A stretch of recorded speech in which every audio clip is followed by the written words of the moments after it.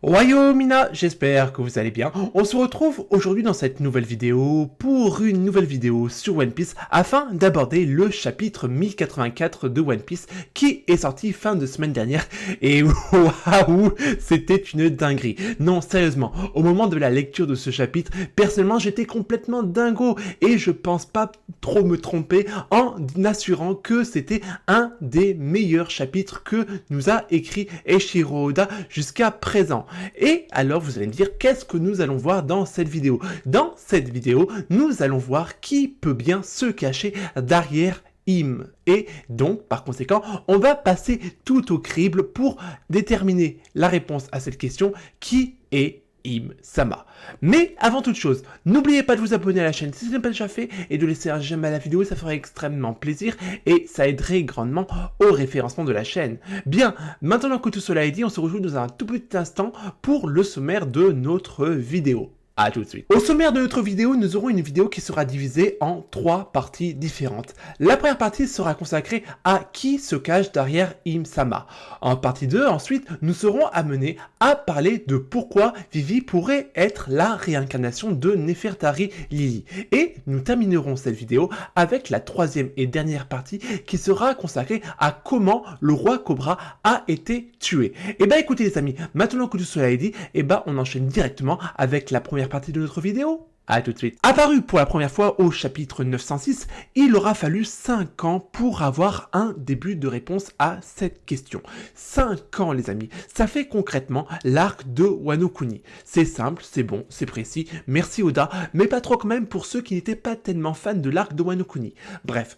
3 petits points, toujours utile que nous sommes présents pour répondre à cette énorme question. De mon point de vue, il y a 2 possibilités. Soit il s'agit de l'assassin qui aurait pris la vie de Nefertari Lily, ancêtre d'il y a 800 ans de notre Vivi, actuellement en train de parler à l'homme au pigeon du gouvernement mondial, j'ai nommé Rob Lucci. En effet, il ne faut pas oublier qu'aux yeux du gouvernement mondial, la famille Nefertari est considérée comme des traîtres de par le fait qu'il n'est pas pris part au pacte entre les 20 familles créatrices de ce monde, symbole d'égalité entre les différentes familles des dragons célestes, pour du coup planter leur épée en face du trône vacant et en plus de tout, ces derniers ont décidé de quitter la terre sainte de Marie-Joise pour retourner vivre dans le monde d'en bas auprès de leur royaume d'Alabasta.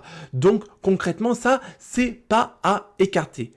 Ou alors, il y a une autre possibilité, celle que Im-sama soit littéralement Nefertari Lily elle-même. Ayant confié à l'époque les rênes du royaume d'Alabasta auprès de son jeune frère, il n'est pas inenvisageable que cette dernière soit restée en terre sainte de Marie-Joise afin de s'asseoir sur le trône vacant. Et les amis, c'est tout à fait plausible parce que rappelez-vous les faits. Il y a au total 20 familles fondatrices, créatrices du monde de One Piece, donc des dragons célestes. Et 19 d'entre elles ont signé le pacte d'égalité.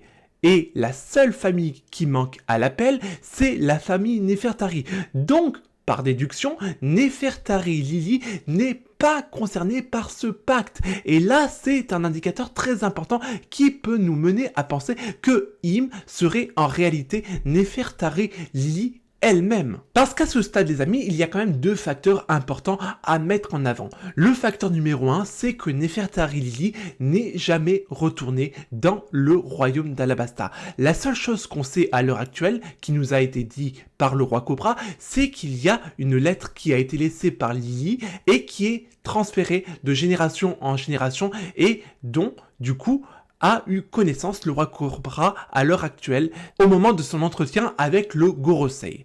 Le facteur numéro 2, c'est qu'à l'heure actuelle, il n'y a que 19 épées qui sont plantées en face du trône vacant.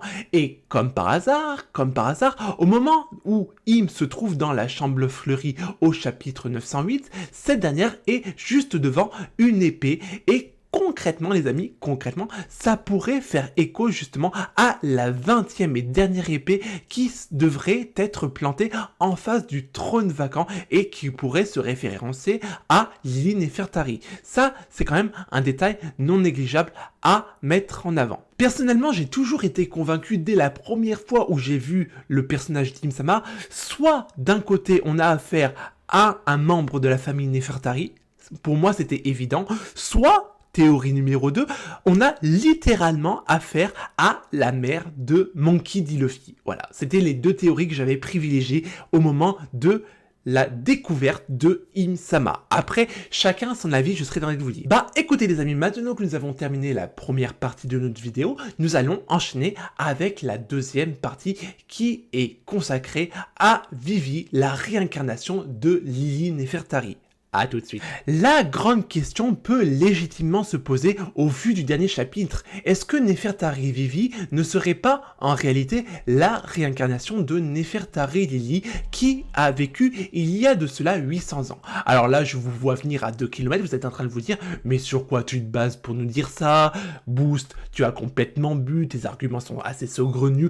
Pas de souci, j'ai des preuves, j'ai même des indices et de très lourds indices. Mais pour cela les amis, il va falloir se faire pull-up, direction retour vers le passé et aller au chapitre 626 de One Piece où la reine Otohime, à l'époque à l'arc de l'île des âmes poissons, nous parle de la sirène légendaire d'il y a près d'un millénaire qui était capable de contrôler les rois des mers. Et 800 ans plus tard, on a la réincarnation de cette fameuse sirène en la personne de Shirahoshi. Et concrètement, les amis, si on suit cette même dynamique, il n'est pas impossible qu'on ait du coup Nefertari Lily qui se soit réincarnée en la personne de Nefertari Vivi. D'autant que, je tiens quand même à vous rappeler, que on a une dynamique quand on était avec Nefertari Lily où on avait Nefertari Lily et son frère cadet. Donc concrètement, c'est tout à fait plausible de par la descendance de son frère cadet qu'on ait une réincarnation de Nefertari Lily auprès de Nefertari Vivi. Donc ça, c'est concrètement un élément à ne pas négliger. Alors, pour autant, est-ce que par hasard, Nefertari Vivi ne serait pas pour autant l'arme antique Pluton? Là, pour le coup, rien n'est sûr parce que concrètement, si on fait le lapsus entre Shirahoshi qui est l'arme antique Poséidon, il faut savoir que Poséidon, c'est une personne qui contrôle les rois des mers.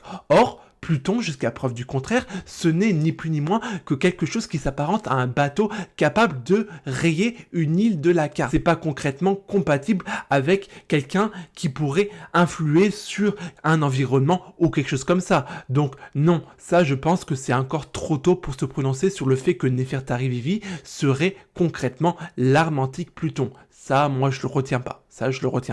Cela permettrait à cette situation de créer un parallèle entre les deux princesses, Shirahoshi et Vivi, et du coup Luffy qui, à ce stade de l'histoire, on peut légitimement imaginer que Luffy est également la réincarnation de Joy Boy. Et concrètement, d'un côté, on a Luffy qui est la réincarnation de Joy Boy, Vivi qui serait la réincarnation de Lily Nefertari, et Shirahoshi serait la réincarnation de la sirène légendaire capable de contrôler les rois des mers. Donc là, concrètement, il y a quand même quelque chose qui se dégage, les amis. Je sais pas ce que vous en pensez derrière votre écran, mais moi je sens qu'il y a quand même quelque chose qui se dégage. Et c'est quelque chose de relativement positif et très hypant. Ces dernières années, on a tellement vu de situations auprès des différents mangas où la réincarnation était mise en avant que concrètement, moi, ça me paraît totalement plausible. Par exemple, prenons le cas de Naruto qui est la réincarnation d'Agoromo ou même de Sasuke qui est la réincarnation de Indra. Ça, c'est pour la partie Naruto, donc la série Naruto, mais si seulement il y avait que cette série qui était à prendre comme exemple, ça serait quand même un cas, mais le fait est que ce n'est pas le cas, puisque par exemple dans un autre manga plus récent qui est Oshinoko, on a littéralement le docteur qui va mourir et qui va se réincarner dans l'enfant de Ai Oshino, au même titre que la jeune fille qui est malade, dont je ne me rappelle plus tout le nom, excusez-moi, qui va elle se réincarner auprès de la fille de Ai Oshino. Encore un système de réincarnation. Et troisième et dernier exemple, je serais dans de vous dire, c'est dans l'anime de Mushoku Tensei où on a le protagoniste principal qui va décéder dans la vie réelle et qui va se réincarner dans le personnage de Rudeus Greyrat. Et tous ces éléments me font penser que concrètement, la réincarnation est quand même de mise ces dernières années sur la scène des mangas animés et que concrètement, il n'est pas impossible que Oda suive le même schéma au profit de son manga. Et ça, c'est relativement très important à mettre en avant. Bah écoutez les amis, maintenant que nous avons terminé la première et la deuxième partie, il nous reste plus qu'à enchaîner avec la troisième et dernière partie de notre vidéo. A tout de suite.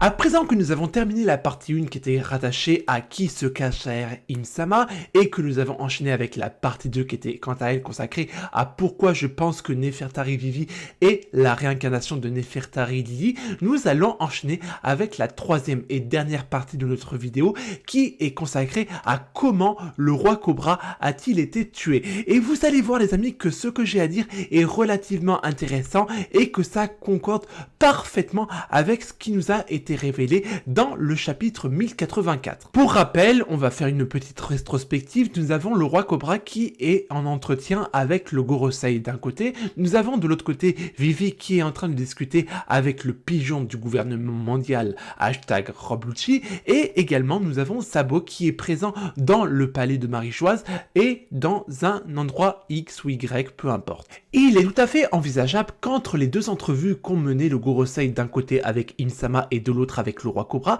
ces derniers aient demandé à Roblucci d'aller capturer Vivi et de la rapporter à ces derniers. Parce que concrètement les amis, il faut quand même se remémorer le contexte. Au moment où on a Im qui est dans la chambre fleurie, elle a déchiré l'avis de recherche de Luffy et celui de Teach ainsi que la photo de Shirahoshi, mais elle a conservé la photo de Nefertari Vivi. Cela dit, je dis elle, mais on sait toujours pas quel est le sexe de Im-sama concrètement. Donc on va dire elle, mais ça peut être aussi bien il. Quoi qu'il en soit, il ou elle a conservé la photo de Vivi intacte dans sa main. Et ça, c'est un élément important à prendre en considération dans cette équation. Ça fait beaucoup de répétitions et ça fait de la rime. Et ça fait de la rime!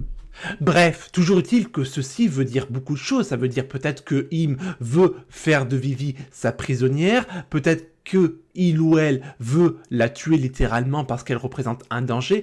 Bref, il y a beaucoup de choses qui peuvent signifier que ce dernier ou cette dernière conserve sa photo dans sa main et du coup s'apprête en définitive à donner un ordre au Gorosei. Toujours est-il que c'est sur ça qu'on va se baser, sur le fait que Roblucci va capturer Vivi et la rapporter au Gorosei. Toujours est-il qu'à ce moment-là, Roblucci ramena Vivi auprès du Gorosei et bien évidemment, il y aura à ce moment-là la discussion entre le Gorosei et le roi Cobra. Donc par conséquent, le père de Vivi sera présent au moment des faits. Ce qui, par définition, va suivre est concrètement quelque chose de plausible parce que imaginons un instant que soit Roblucci, soit le Gorosei, soit Im-sama, littéralement, veuille tuer Vivi.